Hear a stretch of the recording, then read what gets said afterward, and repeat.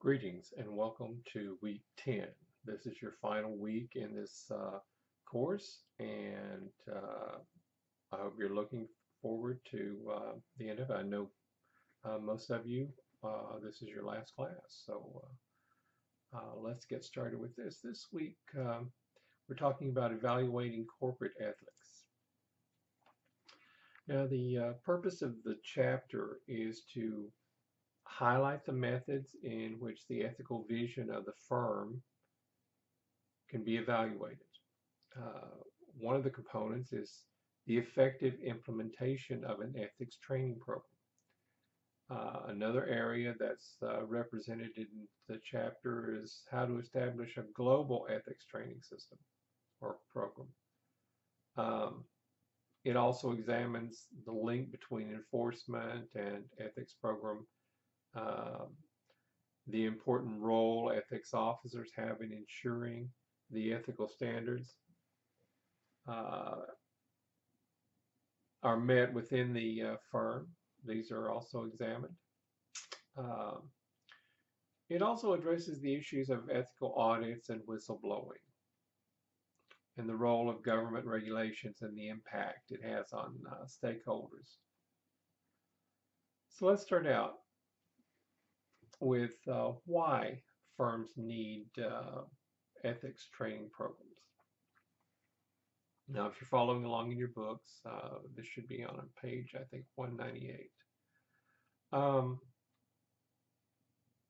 The results of the survey by PricewaterhouseCoopers in 2005 should yield a lot of interesting discussion for you guys. Uh, there's a significant amount of fraud occurring within every type of firm in every type of industry. Uh,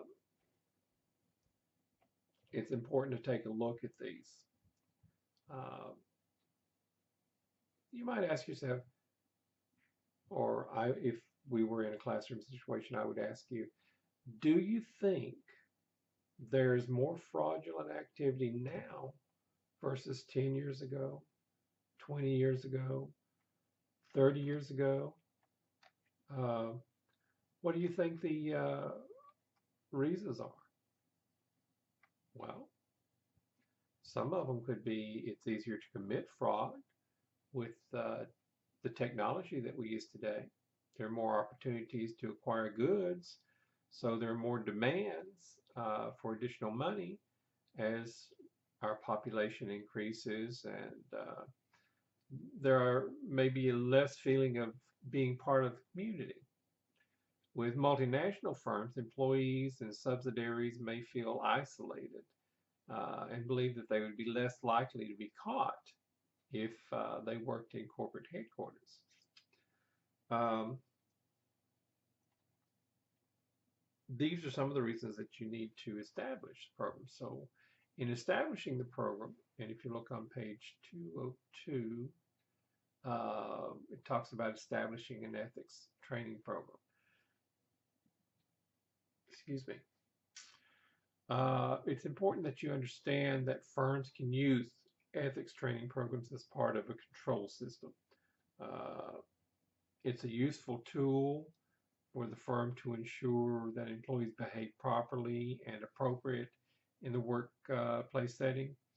And the combination of compliance-oriented and values-oriented training programs can provide just the right mixture of stick and carrot as it relates to ethical issues. There's also a global ethics training program. Uh, as a company broadens their strategic position to a global presence, they also have to broaden their ethics training program. Uh, they have to be aware that different cultures warrant different approaches uh, on how to address ethical issues. Not only must they move beyond the rule formalism and provide universal human rights guidelines, they need to embrace the differences in the different country cultures and the in the ethics training program. Uh, that's why it's really critical to stress global cultural dimensions. And if you look at table 11-4, you can see this. Um, you have to understand that not everyone communicates in the same way, and not everyone understands communications in the same way. In addition, traditional culture values, such as respecting elders and only meeting with people at the same professional level, uh, these can have a significant impact on not only what's said in the training programs, but who says it. An example, in some Pacific Rim countries, it would be considered an insult for a low-level human resource employee from corporate headquarters to present the ethics training programs to vice presidents of one of the firm's subsidiaries. They would require it be someone of the same level. Uh, and a lot of times, the way we say things,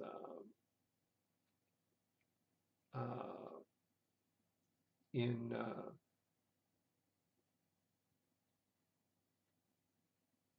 some languages, this just saying simple things can be reverse of what we mean. Corporate ethics officers play a critical role in the link between ethical vision of the firm and the acceptance of that vision by the firm's employees.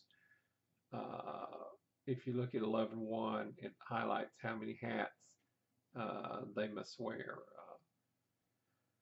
The role of company security counselor, compliance officer, corporate ethics officer has to be both good cop and bad cop, depending on the circumstances.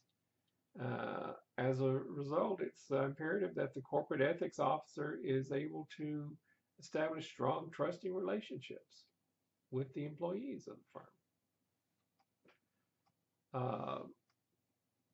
They and management have to do what's called ethical auditing. This is a useful tool used by management to assess the current validity of their ethical training program and the level of compliance of the ethical standards established by the firm. Now, through written and oral feedback, an ethical audit can help determine whether adjustments need to take place in the training programs, as well as evaluate the level, the knowledge of the employee has pertaining to the ethical commitment of the firm. And if you remember at the beginning, I mentioned the term whistleblower. Now, this is an interesting concept since it's very easy to understand, but without real working experience, you may have a hard time understanding why it's so difficult being a whistleblower.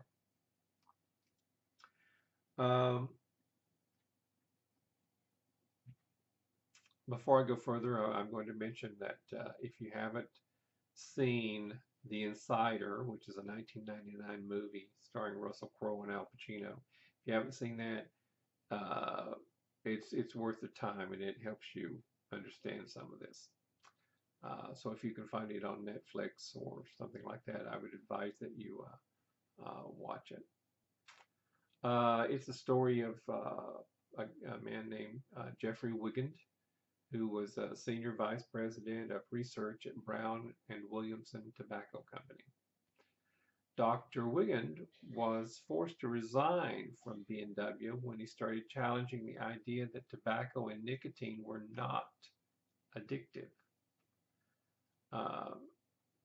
During the course of the movie, it follows Dr. Wigand as he tells his story to Mike Wallace on 60 Minutes.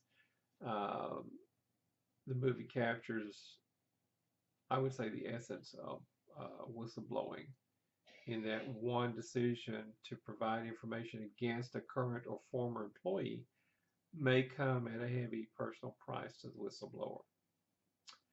Uh, the net result is that very few people are willing to be whistleblowers because of the personal risks. Um, However, if whistleblowing leads to financial compensation, such as receiving a percentage of the money saved by whistleblowing, the person that's doing it would be a willing participant, and the participation rate by everyone would be higher. There are tools called hotlines. These are critical tools that are used to aid the transfer of confidential information from a whistleblower. Uh, Hotlines need to be anonymous so that the employees don't feel they'll be personally identified as snitches by informing on other employees. It's important to remember that whistleblowers usually deal on a day-to-day basis with the people they inform on. They're working side by side. And as a result, it's critical that the identification of the source of the information is never made public, or else the whistleblower may face reciprocal punishment from the violator. If someone finds out that you've blown the whistle on them, they may come back at you, harm you in several different ways, physically, mentally, or any other way. You might ask yourself, would you be willing to be a whistleblower if they saw, or if you saw, something unethical happening?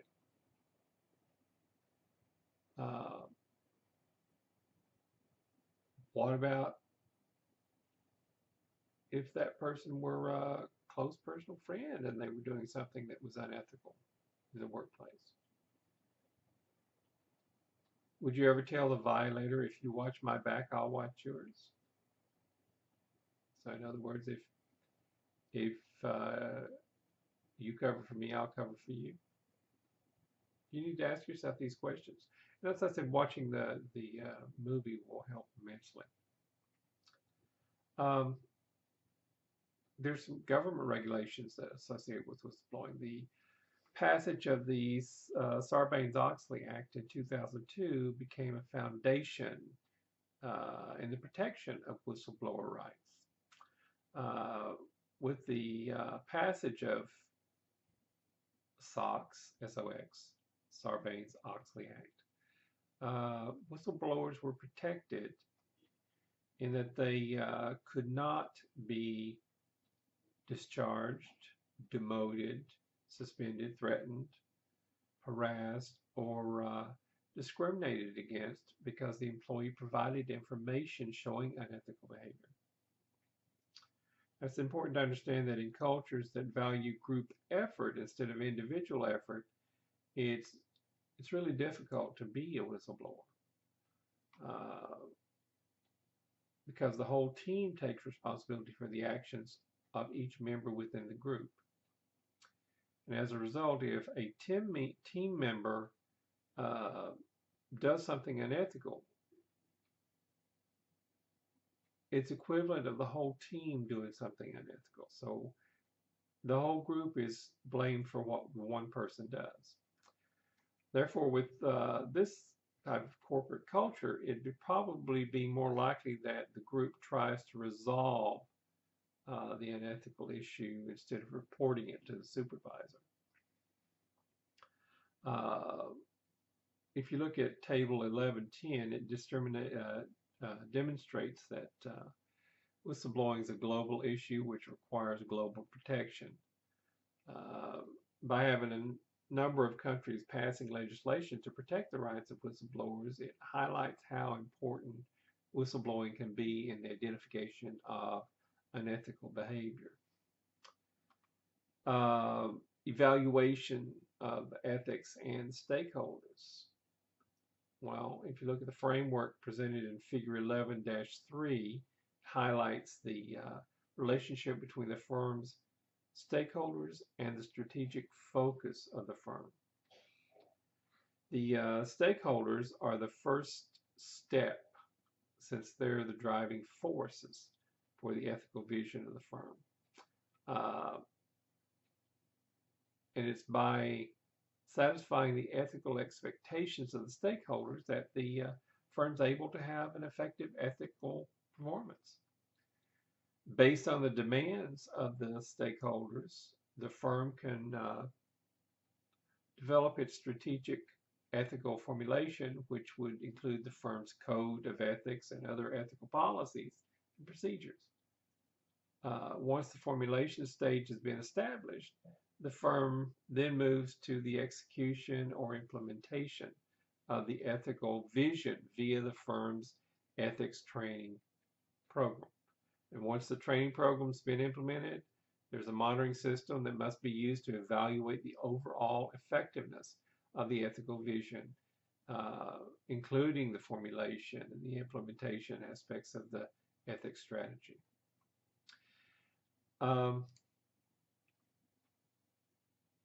Very interesting, isn't it? This, as I said, is your final week. I hope you've enjoyed the course.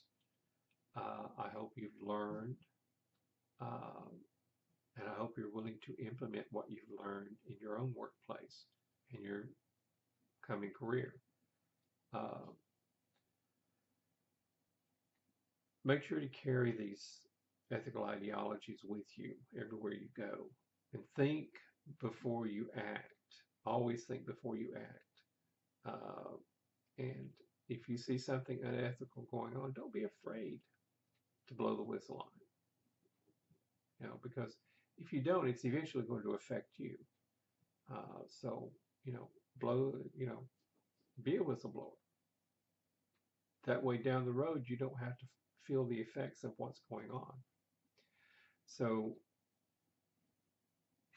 I've really enjoyed teaching you. I've enjoyed working with you online.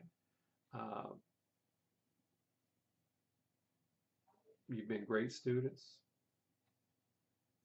and I hope you have a happy and successful career. I look forward to your discussions this week. Thank you.